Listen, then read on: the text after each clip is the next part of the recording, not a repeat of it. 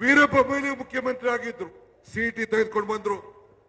SM. Krishna ಬಿಸಿ ಊಟ ತಂದ್ರು, ಶ್ರೀ ಶಕ್ತಿ ಸಂಘಗಳನ್ನ ತಂದ್ರು, ಐಟಿ-ಬಿಟಿ ಕ್ಷೇತ್ರಕ್ಕೆ ಬೆಂಗಳೂರನ್ನ ಅಂತಾರಾಷ್ಟ್ರೀಯ ಮಟ್ಟಕ್ಕೆ ತೆಗೆದುಕೊಂಡು ಬಂದ್ರು. ಇದೆಲ್ಲ ಸಾಧನೆಗಳು. ಅದಾದ್ಮೇಲೆ ಸಿದ್ದರಾಮಯ್ಯನವರ ಮುಖಂಡತ್ವ, ನನ್ನ ಅಧ್ಯಕ್ಷತೆಯಲ್ಲಿ ಕಾಂಗ್ರೆಸ್ ಸರ್ಕಾರ ಬಂತು. ಈ 5 ಗ್ಯಾರಂಟಿಗಳನ್ನು ತಂದು ಕೊಟ್ಟಿದ್ದೇವೆ. ನಾನು ಕುಮಾರಸ್ವಾಮಿ ಅವರೇ, ಗೌರವಾನ್ವಿತ ದೇವೇಗೌಡ್ರೆ, ಕಣ್ಣೀರು ಹಾಕ್ತಿದ್ದೆ ಬಂದು ಚನ್ನಪಟ್ಟಣಕ್ಕೆ. ಎಲೆಕ್ಷನ್ ಟೈಮಲ್ಲಿ ಕಣ್ಣೀರು ಹಾಕ್ತಿದ್ರಿ.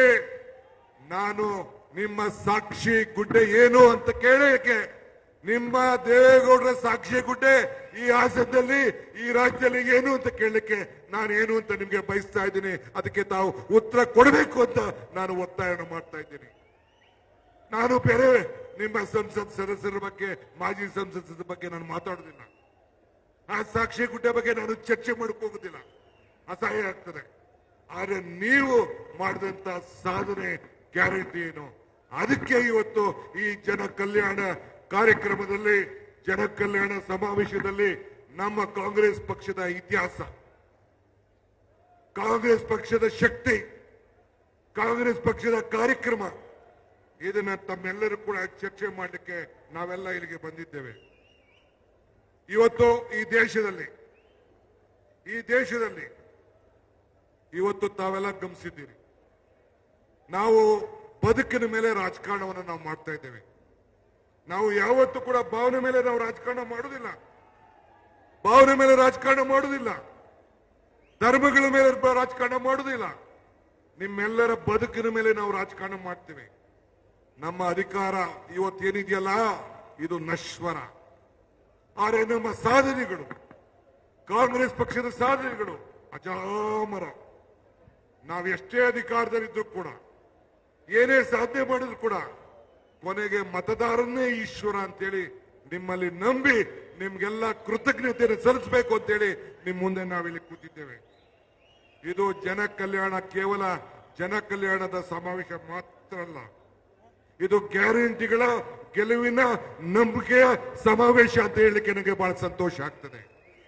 ಆದ್ರಿಂದ ತಮ್ಮ ನಾನು ಕೇಳೋದಿಷ್ಟೇ, ಇವತ್ತು ಬಿಜೆಪಿಯ ನಮ್ಮ ವಿರೋಧ ಪಕ್ಷದ ನಾಯಕ, ಬಿಜೆಪಿಯ ವಿರೋಧ ಪಕ್ಷದ ನಾಯಕರು, ಅಧ್ಯಕ್ಷರು ನಮ್ಮ ವಿಜೇಂದ್ರ ಇಬ್ರು ಸೇರಿ ನಿಮ್ಮ ಕುತಂತ್ರ, ಅವರಿಬ್ರಿಗೆ ಹೇಳಲಿಕ್ಕೆ ನಾನು ಬಯಸ್ತಾ ಇದ್ದೇನೆ, ನಿಮ್ಮ ತಂತ್ರ ಕುತಂತ್ರ ನಡೀಲಿಲ್ಲ.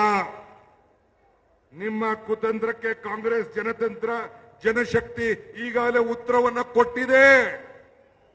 ಬರೀ ಚನ್ನಪಟ್ಟಣ ಒಂದೇ ಅಲ್ಲ, ಕಲ್ಯಾಣ ಕರ್ನಾಟಕದ ಸಂಡೂರಿನಲ್ಲಿ ಉತ್ತರ ಕೊಟ್ಟಿದೆ. ಮತ್ತೊಬ್ಬ ಮುಖ್ಯಮಂತ್ರಿ ಮಗ ಬೊಮ್ಮಾಯಿಯವರ ಸುಪುತ್ರರಿಗೆ, ನಿಮ್ಮ ಬಿಜೆಪಿಗೆ ಅಲ್ಲಿ ಶಿಗ್ಗಾಂವ್ನಲ್ಲಿ ಉತ್ತರ ಕೊಟ್ಟಿದೆ.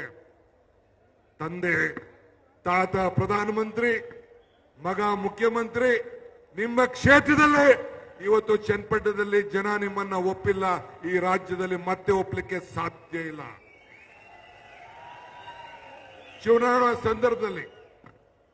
ಚುನಾವಣಾ ಸಂದರ್ಭದಲ್ಲಿ ಕುಮಾರಸ್ವಾಮಿ, ದೇವೇಗೌಡರು ಬಂದು ಏನ್ ಹೇಳಿದ್ರು, ಈ ಸರ್ಕಾರನ 6 ತಿಂಗಳಲ್ಲಿ ಕಿತ್ತಾಕ್ಬಿಡ್ತೀನಿ ಅಂತ ಹೇಳಿದ್ರು. ದೇವೇಗೌಡರು ಹೇಳಿದ್ರು, ನಾವು ಬಿಜೆಪಿ ಇವರಿಬ್ರು ಸೇರಿ ಈ ಸರ್ಕಾರನ ಕಿತ್ತೆಸಿತೀನಿ ಅಂತಂದ್ರು. ದೇವೇಗೌಡ್ರೆ, ಹಾಸನದಲ್ಲಿ ಬೆಳೆಯುವಂತ ಆಲೂಗೆಡ್ಡೆ ಗಿಡ ಅಲ್ಲ, ಇಲ್ಲ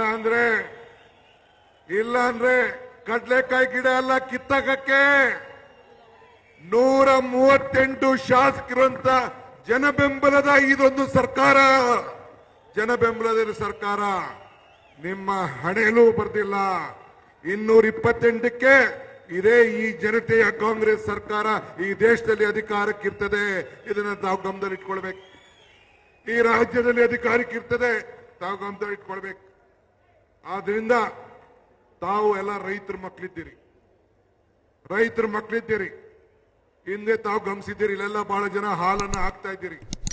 ಹಿಂದೆ ಏನಾಗಿತ್ತು, ಬಿಜೆಪಿ ಸರ್ಕಾರದಲ್ಲಿ ನಂದಿನಿ ಹಾಲು ಅಮೂಲ್ ಜೊತೆ ಮರ್ಜ್ ಆಗ್ಲಿಕ್ಕೆ ಹೊರಟಿತ್ತು. ಈಗ ದೆಹಲಿಗೆ ಮುಖ್ಯಮಂತ್ರಿಗಳು ಹೋಗಿ ನಿಮ್ಮ ಹಾಲನ್ನ, ನಂದಿನಿ ಹಾಲನ್ನ, ತುಪ್ಪವನ್ನ ಹಂಚಲಿಕ್ಕೆ ಈಗ ಕಾರ್ಯಕ್ರಮವನ್ನು ರೂಪಿಸಿದ್ದಾರೆ. ತಿರುಪತಿ ತಿಮ್ಮಪ್ಪನಿಗೆ, ಲಾಡು ದಡ್ಡಿ ಲಡ್ಡಿಗೆ ನಂದಿನಿ ಹಾಲು ಹೋಗ್ತಾ ಇದೆ. ಇದು ರಾಜ್ಯದ ರೈತರಿಗೆ ಕೊಟ್ಟಂತ ದೊಡ್ಡ ಶಕ್ತಿ.